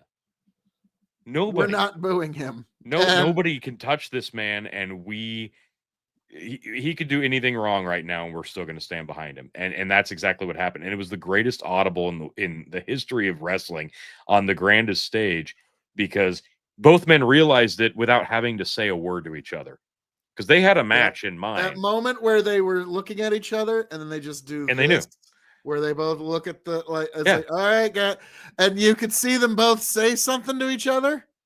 And in that moment, it was like, you knew it was Hulk saying something along the lines of, just go with it, brother. It was a Freaky Friday moment, like, we're switching bodies now. Like, that's what this was. Like, I'll never forget, Rock hits the rock bottom. The ref going 1, 2, the Hulk kicks out, and you would like, I think the only pop that was ever close was at the Royal Rumble when Brock Lesnar got eliminated in 2020. That was not beautiful. Now, even then, I don't think that pop was as 2000. Like, let me just gather my thoughts here, because I'm thinking about Rock and Hogan. Okay, I'm sorry, I'm getting a little flustered, but that match was one of the think of how much Hogan got out of a back rake. Absolutely. Like, he just raked Rock's back, and the people they lost their minds. Like, to quote Jim Cornette, they were throwing the babies in the air. They were just so freaking out. They were just throwing stuff in the air. And you and I watched that match live. Yep. Okay, because we were at, I think, either your dad's house or like uncle's house or somebody's house. Yeah. And we were watching that match live, and I remember, like, they could probably just end the card here. Oh, we still got to do Triple H and Chris Jericho. And I was a huge Jericho fan. And I was like, good luck following that. Like, it didn't matter. And here's the beauty of it. Hulk Hogan ends up losing the match because they couldn't change the outcome, but they could change the match structure, and that's what they did. And he ended up losing the match. But the post-match, Rock's still the good guy again, and now Hulk Hogan turns babyface. And a short run with the NWO and the WWF now comes to an end because, for some inexplicable reason, the guy that they soured on in the early 90s, the red and the yellow, the saying your prayers and eating your vitamins guy that they decided they didn't want anymore, they wanted him back. More than ever. A decade later, they want him back now. and they got him back. He comes out. He's back. The Hulkster, the Hulkamania, the of yesteryear. Comes out to Of Voodoo Chili by Jimi Hendrix. It's beautiful. The real American hero, Hulk Hogan with the red and yellow and the feather. Like he was whole, and everybody loved it again because nostalgia is usually temporary, but Hulk Hogan is transcendent of nostalgia being temporary because it worked full force. And nobody cared that he was a decade older now when they thought he was old a decade before. Because now it was a new generation getting to see it for the first time. And it was working again for the first time, but with the added legend and lore to it. And it was fresh again. And it was also, he actually won the undisputed title at one point. And you pointed this out to me, and I never even realized it. Yeah, I'll let you say it's pretty spectacular. Like you said, like the last image of the copyright logo in the bottom of the screen, what was it, SmackDown, right? Yeah, I believe it was either SmackDown or Raw. When it was the WWF. Yeah. The last WWF copyright. And it was Hulk Hogan standing there with the undisputed so literally that's incredible. The last WWF champion was Hulk Hogan. It's incredible. I mean, so like think about like one of the first WWF champions. I don't think he was but he was one of the first. One of the first, yeah. And then the very last WWF champion was Hulk Hogan, and then WWE. And I think he lost the belt not too terribly long after. It didn't last long, but I think they were wanting to take the company in a whole new direction. And they had Brock Lesnar. Right, yeah. They had a whole slew of guys that they wanted in the Ruthless Aggression era, but Hulk Hogan was still fresh enough, and he was still such a name, and the crowd didn't give a shit at this point. They were like, no, we pretty much forgive you for everything. You can do no wrong. See Mr. America. Like, they didn't give a shit. I loved he did it. whatever. I'm sorry. It was funny. It was funny. Stupid, but I loved it. And it actually it introduced, I think, was his name Zach Gowen? Who was the guy with the one leg? Was it Zach Gowen? Yeah. And he introduced him and Mr. America. Yes, it was. Now, Tony, I don't know why you're bringing up Mr. America, given that his career is completely different from Hulk Hogan's. But I mean, don't get me wrong. We talked about Sting and Jake Roberts a little bit, so I get it. But yeah, Mr. America, I loved that. But eventually, Hulk knew, like he always knew, it's time to go to different pastures. Well, first and foremost, the best thing about Mr. America was it was life imitating art when he did the lie detector test with Vince McMahon and had to admit that I'm a horrible deviant pervert, and the lie detector said he was telling the truth.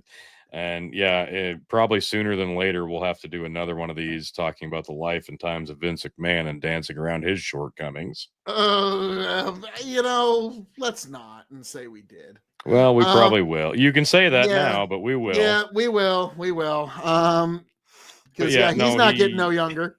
No, he's not. So this was mid 2000s, and then he moved on from wrestling for a bit. Went into the reality TV era. Hogan Knows Best. That was a big deal.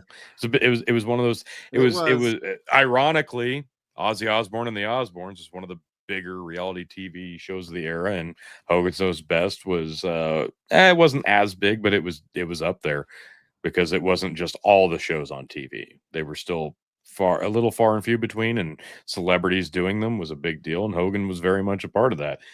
But he did eventually find himself back to professional wrestling.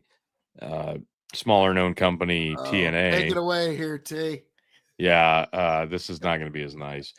TNA, a former NWA territory. As Jim Cornette said, the one company that COVID restrictions of 10 people or less in a building did not affect their business at all.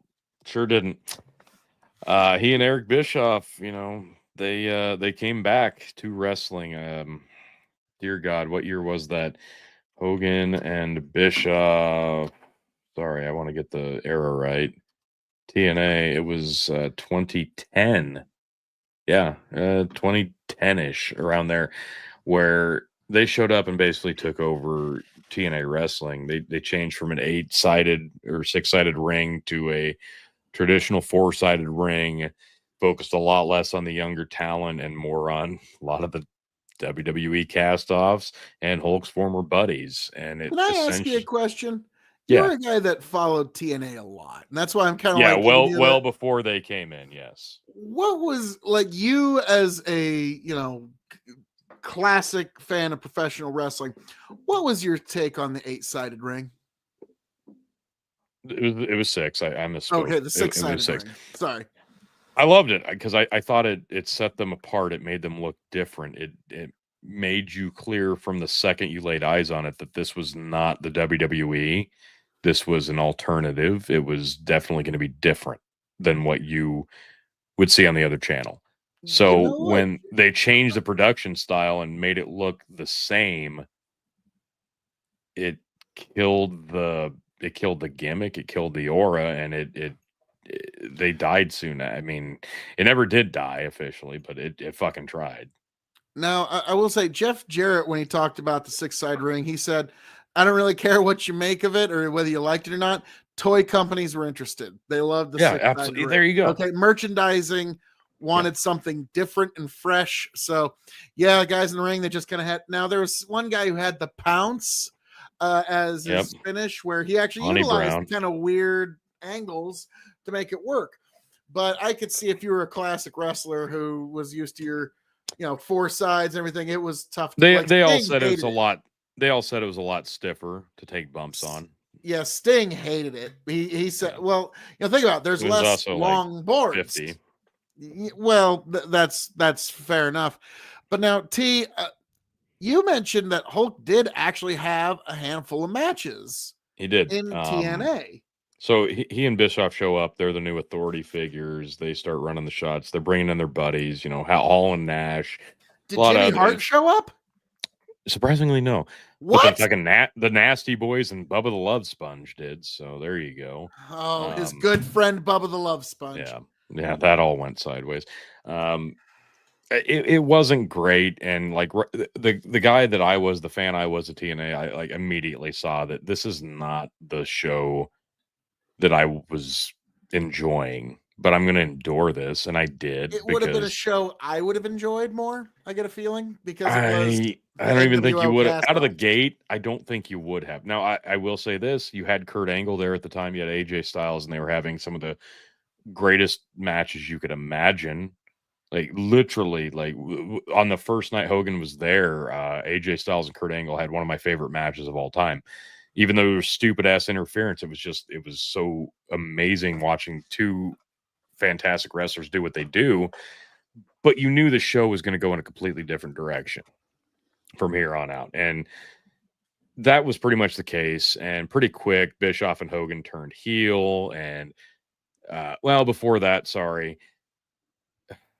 They went back to the well. Flair and Hogan had a tag match with a couple other people against each other, but they had partners. I don't remember one was Abyss, I think, and I don't remember who Flair's partner was. It doesn't matter. It was a bloody mess of guys who could barely move around at the time, and it was pretty embarrassing, especially because this was recently after Flair had retired and had that emotional, amazing send off with Shawn Michaels at WrestleMania.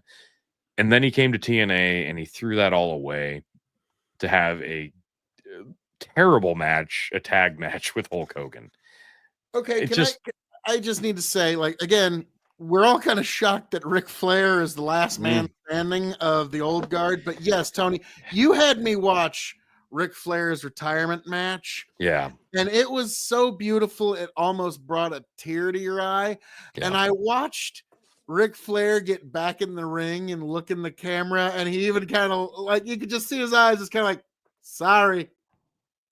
Because he needed money. He had just gone through a really nasty divorce, and Hulk was doing him a solid, basically. Yeah. Hooking him up with some cash. And didn't Hulk and Rick have a really bloody match in TNA? Rick actually had that was the tag match. They had a few matches other than that too, and none of them were good. Flair wrestled Mick Foley, who was also well past his prime at that point. Hogan was doing spots he didn't need to do, like with Sting to further that thing. It was a convoluted mess, and they were trying to recreate some of the drama and the attitude of the WCW era. It didn't really work. And this went on for a few years. There were heel groups. Hogan eventually had to turn face again because sure. And at the end of it, it really went nowhere. It really took what was starting to peak in a different direction, and it stalled that and diverted it back into a disaster. And it didn't work. It wasn't the right place. It wasn't the right fit. It wasn't the right platform for a guy like Hulk Hogan. He wasn't going to be the guy to take a company to the next level. I mean, even though he was that level of a name, if, 20 years earlier, totally different story in a different role, but this wasn't it. So he eventually leaves TNA. He finds himself not really in the wrestling business after that. Let me see. Hogan left TNA in I what? mean, because he'd done so much good for the company. He certainly left Oh, better than he found it, wouldn't you say, T? no, not even a little. It was a disaster. Like the people in control of it was just it wasn't a good situation. Too many people were in charge of things that didn't understand the direction the company needed to go to get an edge. But they came in like '09, and he left. God, was it 12? Say like 2012. He was there for a while, and for Hogan didn't do a lot after that. I mean, in terms of the wrestling business, he was making some appearances with the What was his WWF. final match? The final match of every Oh wrestler is always kind of sad. God, It's never one you want it to be. I'm afraid to look now. I know. His last match would have been. It's probably in TNA, wasn't It would have had to have been. it? Hulk Hogan's last ever wrestling match. Oh, yep, it was 2011. This was in right before he would have left TNA. Man, it was a pay-per-view. TNA's Bound for Glory. He was against Sting, and he lost. He was 58 years old at the time. Really? He did the Yep. job for the Stinger. Yeah. Now, granted, I think Hulk probably knew he wasn't going to have another match. Well, yeah, I probably. mean, dude, like it was kind. It's not a matter of will. It's kind of like the God. Undertaker. Oh no, I'm even more. The more I read on this, so that was his last televised match. Uh-oh. His final overall was in 2012 at the arena in Manchester, England. It was a 6-man tag match, according to Body Slam. It included James Storm, Sting, Bobby Roode, Bully Ray, and Kurt Angle, and Hogan's team won the match. And actually, that's I love everybody on that team. Okay, that's not bad. No, All those men get to say they were in the Hulkster's last match. That's yeah, quite an honor there. I mean, like, I'm sorry, but like honestly, yeah, yeah, every one of those, like, yeah, Bobby Roode. How'd he get love in Bobby, there? But love Bobby Roode, and it's actually appropriate that Kurt Angle's in there. Okay, like, for sure. but yeah, Another American hero. That was so Hulk's final match was with no major company at a Not house show televised. Yeah, it for was. That's folks. crazy. So you folks in Manchester, you got a real treat there. You didn't even know what you're like. It's kind of like T when you and I were at that house show in Lincoln, and we saw a fairly big heel on SmackDown and Brock Lesnar Yep. defending his newly won undisputed title against the American Badass, The Undertaker. And now we realize we saw Brock Lesnar versus The Undertaker for the world title. Oh my God. Yeah, you don't know what you've seen until enough time has actually passed. So, yeah. And that's the weird thing. Like we've gone to WWF shows, we went to WCW shows. We never got to see Hulk Hogan at a show. now I will say though, T, I think it was last year. I did take the opportunity. Hulk Hogan was promoting his All-American beer. And that was this year, Phil. That was still this year, wasn't it? That was earlier this year. It was before my son was born, so it was last year. Was it? Because was it that long ago? Yes, it was. Because I was telling my wife I wanted Hulk Hogan to sign her baby belly. And that would imbue our boy with all kinds of redneck superpowers. Okay. Yep. He would have been the best swamp fan boat operator racer you've ever seen. Okay? I was trying to think of like what's the most redneck sport I can think of. Yeah. Remember back in the 90s, fan boat swamp races. Okay. Like it's like, and so it was kind of our joke for a week, like, honey, I'm devastated that you're not going to let Hulk Hogan sign your baby belly. And this would have been the 2000th baby belly Hulk Hogan had ever signed. Don't get me wrong. Yeah. It's not like it would be a new for him. But what was hilarious about that is at the Hy-Vee on O Street in Lincoln, police cars everywhere. So I knew I was at the right place. I park at some adjacent hotel parking lot and I just walk. And I got my suit pants on, got my suit coat on, and I'm looking the part. And everyone assumes I'm security, which is awesome. And so even the police let me walk right up to Hulk's SUV that he's about to get out of. And I'm literally like, there's one guy in front of me and the Hulk's right there. And, you know, obviously like, yeah, Hulk, like, you know, I'm not like, what are you going to say? It's like, you got like 10 seconds with the guy and then he disappears into the already sold out show. So I didn't get to like buy a ticket and talk with him. That was you know what I found out, T? Here's something that kind of shattered me. Okay. This shattered my childhood a little bit. I'm 6'3", Tony. I'm a little taller than Hulk Hogan. Yeah, like that. Do you have any idea how much that shattered my mental childhood image? Okay, because to me, Hulk Hogan in my mind is 6'10". Yeah. Okay, like now, granted, he talked about it like his mother measured him, and it's like legitimately when I was at my peak. I was 6'7" and I had really good pythons and everything. And then I got measured like when he was like 65. And he goes like, brother, I'm 6'3" on a good day. And that's before I'm getting this new shoulder surgery done.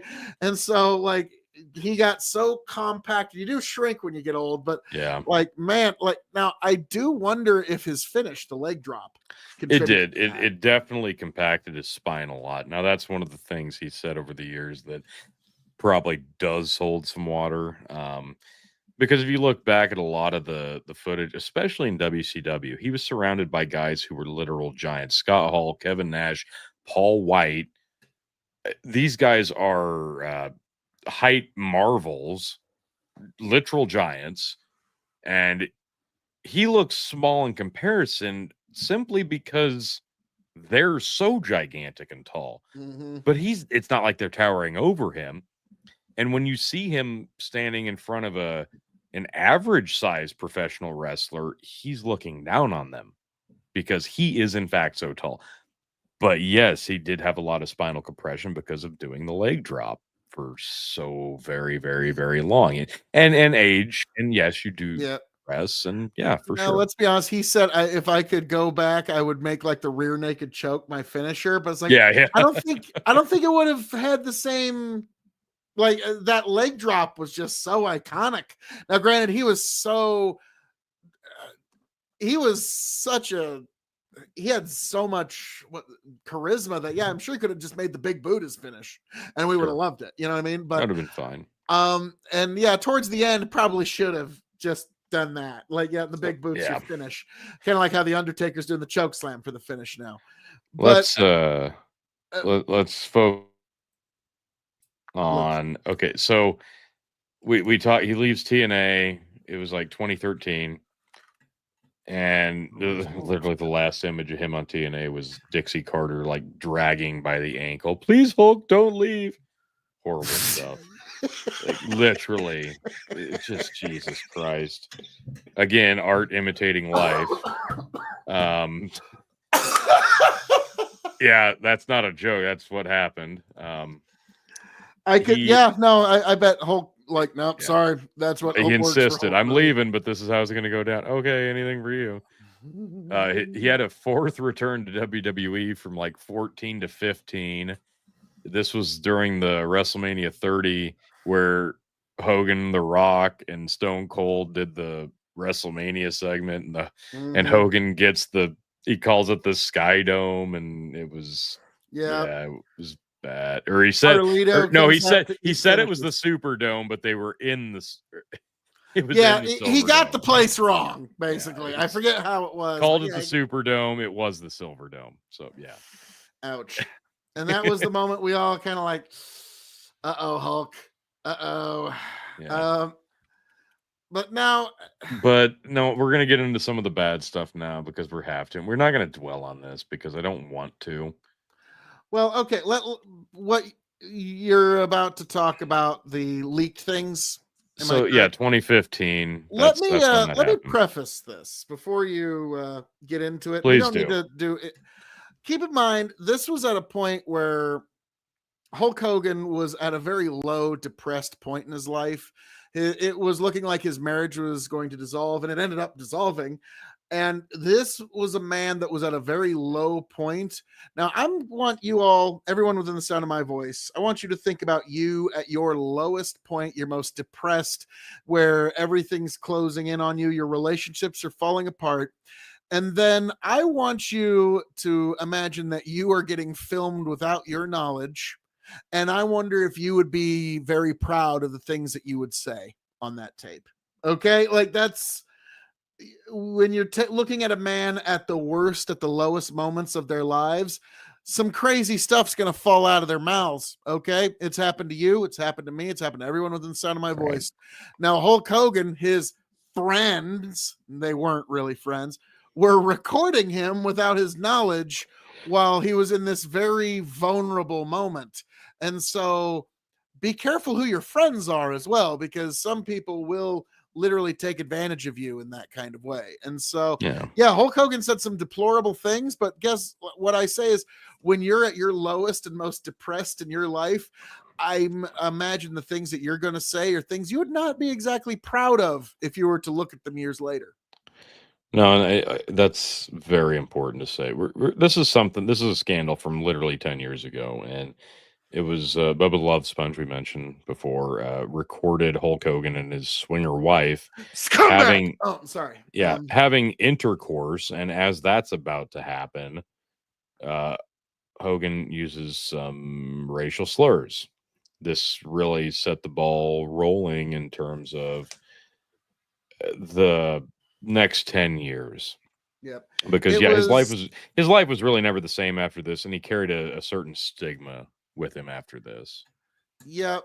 And now after that, he made some more appearances, but there was the heavy booze that would accompany it. Now, this is something worth mentioning, T, because we're getting kind of close to our modern day. Yeah.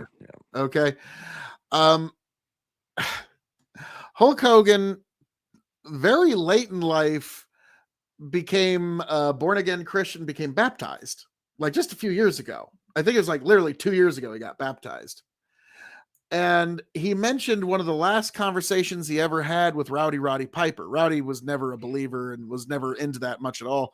But then 2 days after Roddy passed, he sent a voice message to Hulk Hogan.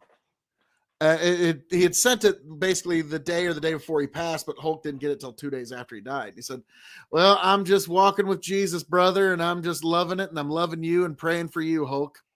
And so Hulk took that as at the end of his life, Rowdy actually did convert. And it's not because of Hulk's conversations, but I'm sure Hulk would imply such a thing. But at the end of his life, Rowdy Roddy did actually have that quite literal come to Jesus moment, and Hulk was very happy about that.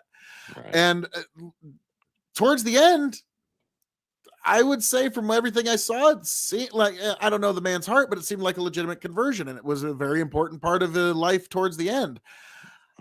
It does make you wonder about all that eat your vitamins, say your prayers, and all that kind of stuff back in the 80s, though. Right. I was going to say he preached that for a long time at his most pinnacle, but whether he was living the life then or not, it's really not the point. He was serious. If there was anything he was serious about in his later years, I think it's safe to say, you know, religion was probably one of them. Yeah. Now, Because if he acted the part at one time, he found his way there eventually. well, he mentioned in an interview where it's like, mortality, it hits you, because he had mentioned in one of like an interview just from last year that his parents were dead, his brother was dead, Right. almost all of his friends are dead, and Yeah. like the only people that he like really knows on a personal level are his children, and like, you know what I mean. And so all of his friends are gone. And so that's Yeah. when it kind of, like, my grandpa talked about that. The thing that really sucks about getting old is all your friends are dead. And Hulk was getting there. And so he was ready to go home. You know what I mean? Like, that's just the way that Right. is. You're ready to go home at one point. And so Hulk Hogan, sadly, 2 days ago, passed away of a heart attack. Well, so before we get there, so we mentioned the He's scandal got with a the few more bubble. things he wants to get to. Well, But we I'm trying to we could, brush over that. I know, but it's just it's part of it, but this part bears mentioning. So the tape happens, and now he's got the stigma of being a racist and whatever. It's well documented. So there was a reaction from African American wrestlers. So Virgil comments, who's also passed away. Hogan has never given me a reason to believe he's a racist.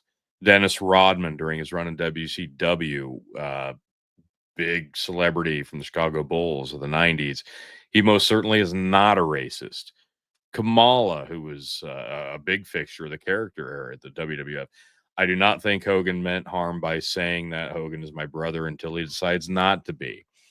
African American wrestlers working in the WWE made different comments. Mark Henry at the time said he was pleased with the no tolerance approach to the racism, but I think that was probably largely in part because he was employed by the company at the time. And well, Booker T said he was shocked and called them unfortunate statements, even though he literally made them himself on live television at one point himself too. I digress. But the WWE pretty much did take a no tolerance approach to it. That iconic moment with Andre the Slam that was featured heavily at the very beginning of most of the promo intro packages of any TV show or show that they put on. That was now wiped. All the mentions and footage of Hulk Hogan were pretty much wiped from existence for a while, for quite a while, years, like 4 years or so. But and then he came back in a pirate suit. So he did return. That was him. That was like a rib, and that was penance. Okay, like, all right, Hulk, you can come back. You're coming back in a pirate suit. That's probably fair. Titus O'Neil. He returned in 2018, and he did talk to the wrestlers backstage, wanted to apologize.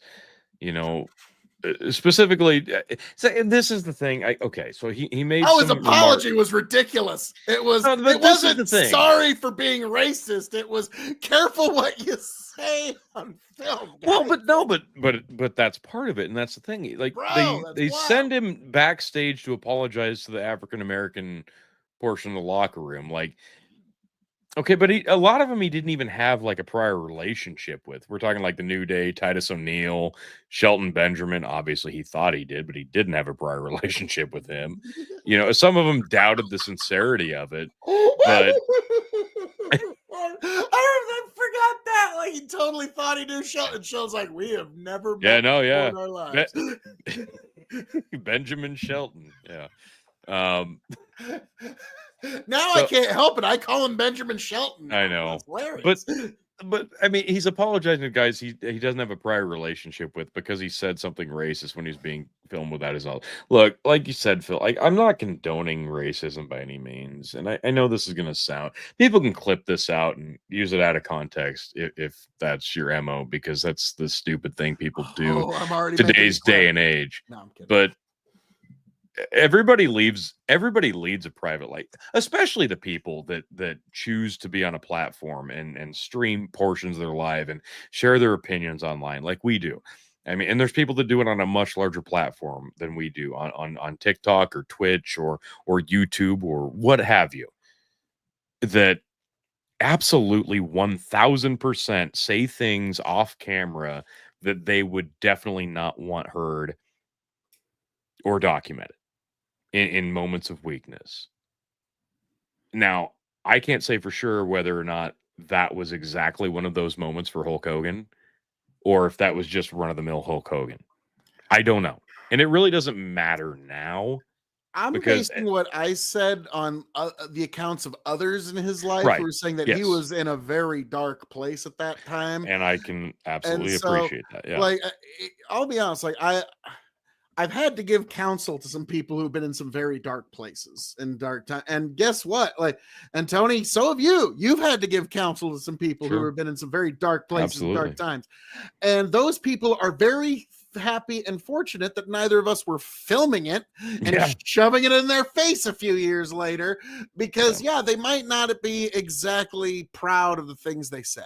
Okay. Absolutely. And so that's, to me, I'm like, I'm not excusing it, but I'm saying I do understand it. Fair Okay. enough. Like And that's how I I think look at that's I think that's a good enough way to put that, and we'll leave it at that. But again, he returned to WWE for the fifth time. it. In a pirate costume. I'm sorry. I cannot, like, when I saw that, I was like, this is Hulk's return in a pirate costume. This has been, you had never seen a more chastened, more willing to work with the office Hulk Hogan in all your life than that. Hey, Titus, you need me to put you over tonight on the mic? Like, he would, like, it wouldn't matter what he had to do. And it So was, he was the host of Crown Jewel in November of 2018. oh, they loved him there. Yeah, of course. He's literally a living legend at the time. He returned to Raw in January of 19, paid tribute to Mean Gene, who obviously he had a huge Yeah. history with, who had died like about a week prior. I think that I don't think the wrestling fans booed him. Like, I think it was just like they were, that was a moment where we Yeah, it was a all moment. kind of needed Sure. to, because I mean, Mean Gene was the voice of our childhoods. Yeah, yeah. 19 through 20, he did Hall of Fame ceremonies. He inducted Brutus Beefcake in 19. He was inducted for a second time as part of the NWO with Hall and Nash and X-Pac, Sean Waltman in 2020.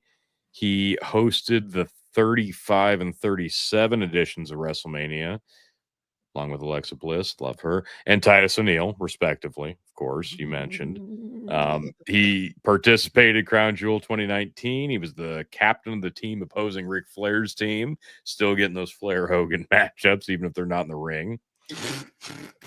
He did appear in some special episodes with Jimmy Hart. Raw is XXX, the 30 show, 30th anniversary of Raw. And unfortunately, the Raw debut on Netflix in 2025, which was his last appearance on WWE television, where he was they booed out of they the tore him apart. building.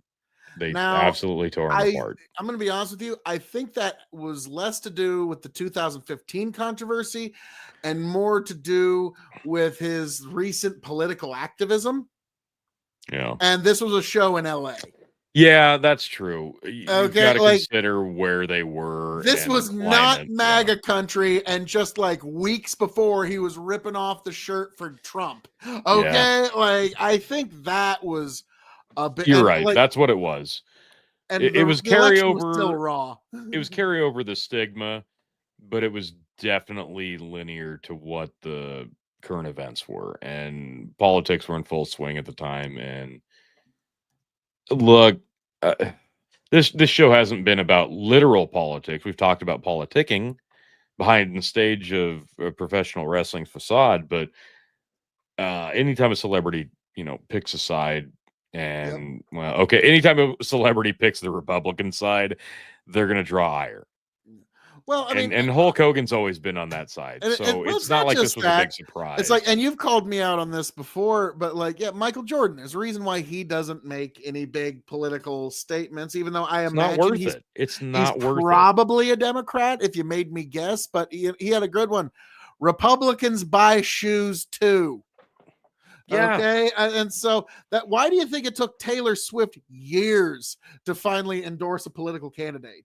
because she Okay, was because already worth $1 billion+, and it didn't matter at that point. You couldn't hurt yeah, her. but why do you think she waited until she was worth, you know, Exactly. half of Liberia's deficit? Okay, Exactly. until yeah, because yeah, it's not worth it if you're in the entertainment business. And Hulk, he knew he could use his fame to kind of help push this thing over the edge. And Hulk definitely wasn't planning on passing away anytime soon. So he was probably making plans for the future. You know what I mean? Like he Sure. was planning on what is his 80s going to look like. You know what I mean? And but here's the unfortunate reality: 71 years old is that age where nobody raises any big red flags, unfortunately. Right. Like, okay, George Carlin. Remember when George Carlin died? He was Yeah. 71 years old, which now that I'm almost 40, 71's like, yeah, that's way too young. That's way, but like Yeah. when I was a teenager, it's like that's like a Retrospective. Yeah. billion years old. But now that Yeah. but like George Carlin's brother was saying that there was some sort of funny business, or there was some sort of conspiracy, or something. Like he said there was something messed up. But the problem is, nobody's really throwing up any flags over, oh no, a 71-year-old man died. Yet That's people in their 70s would probably argue, yeah, no, this is too fucking young to go. And exactly. And to me, like, it was too young perspective. for Hulk. Yeah, no, that's the thing. Like when we're in our teens and our 20s and we're looking at these wrestlers dying before they're 50, we're like, well, yeah, but they lived a hard life, so it's understandable. Now that we're 40-ish, we're like, holy shit, look at all the guys that died before we are the age that we are now. But now we're looking at one of the living legends that was such a crucial part of our youth who made it to 71, and we're like, still, this feels way too soon. Yeah, and this is C.S. Lewis wrote this. Where, and I believe it's C.S. Lewis, where he said, I will celebrate the death of no man because I too am part of mankind, and so I too am in some way diminished by their passing. And so, and Hulk Hogan is a great example of that, as we don't know how exactly, but we all feel somewhat diminished by his passing. Now, some people say, well, what about the worst among us? It's like, well, if they don't realize the error of their ways before they pass and admit that, like, yeah, I confess I was wrong in the error of my ways and I ask your forgiveness. Yeah, we are still diminished, even the worst among us. But yeah, the good among us, especially, we are diminished by their passing. Now, Mm, Hulk Hogan, he was an imperfect human being. Yeah, I'm for sure. imperfect as well. None of us are Complicated, even. perfect. Yeah, yes. He at times extruded the virtues that showed the best of us. And then there were times that he showed sins that showed the worst of us. Okay, Yeah. but it was a true human life lived, if that makes sense. He It does. lived like it will be one that will be read about and one that will be talked about, and we all enjoyed it because we are all a small part of that story. We are all a small part of the Hulk Hogan story. Everyone who ever took part in a match, anyone who ever exchanged a joke, anyone who was even just cursorily aware of who he was in some way, shape, form, or figure, you are part of the Hulk Hogan story that will live on into the eons of this world. Okay, so long as there are minds to think and history to be understood, this little corner of history will always be there for people to find it and for people to understand it and for people to know it. And that era of time, that time that you lived in, is now forever encapsulated. Now Yeah, the canon of Hulk Hogan is closed, if you will. The official story of Hulk Hogan is now closed. Okay, the birth and the death have now sealed it as one hermetically sealed story, and you were part of that story. And for all of you, for all the Hulkamaniacs, for all the fans, I will always be eternally grateful to you because you made it happen just as much as any one of us. true. And like I said earlier, what Hulk Hogan meant to me was he literally, like me as a young boy, made my small child's body feel strong and powerful and able to conquer anything. If he could lift up Andre the Giant, then what could I achieve if I put my mind to it? And if I just do my own personal internal Hulk up, what can I achieve if I put my mind in that same direction? So, yes, it was professional wrestling. Yes, it was predetermined. And it was also predetermined to touch your heart in a way you didn't even know because of the incredible performance, the incredible heart put in by one Terry Bollea, aka Hollywood Hulk Hogan, also aka Thunderlips from Rocky 3. May you great Hulk Hogan, the real American fighting for the rights of every man. May you rest in peace, sir. God bless you. Hulk Hogan, Terry Bollea. See? What do you got to say? It's one of those instances where the egregious portions of Hulk Hogan's life now, at this point, posthumously, they don't ruin enjoying his legacy. Thankfully, it's not one of those you can't look back on his catalog of work and not enjoy it if you enjoyed it before. Because for all of the bad, like he was a selfish person, he was a narcissistic person, he was a liar, he was a politic, or he was allegedly a racist. There's infractions, but it doesn't ruin the good that he did and the good that he made people feel as a whole. You can argue that if you want, but his legend, his aura, his legacy will remain, and you can still look at it and enjoy it. You can separate the art from the artist. And I'm gonna drop a second reference to John LaJoie on this I entire thing. always thought it was Surprisingly, John LaJoie. well, that's how we say it, but French Canadian, so LaJoie. Ew. So he dropped a song in 2009, a day after Michael Jackson died, set to the tune of Billie Jean. And it wasn't to just slam Michael Jackson for being a creep. He could have. He could have just done that. But it was ironically done, and the lyrics were perfect because he tore apart the media and the talking heads for doing a 180.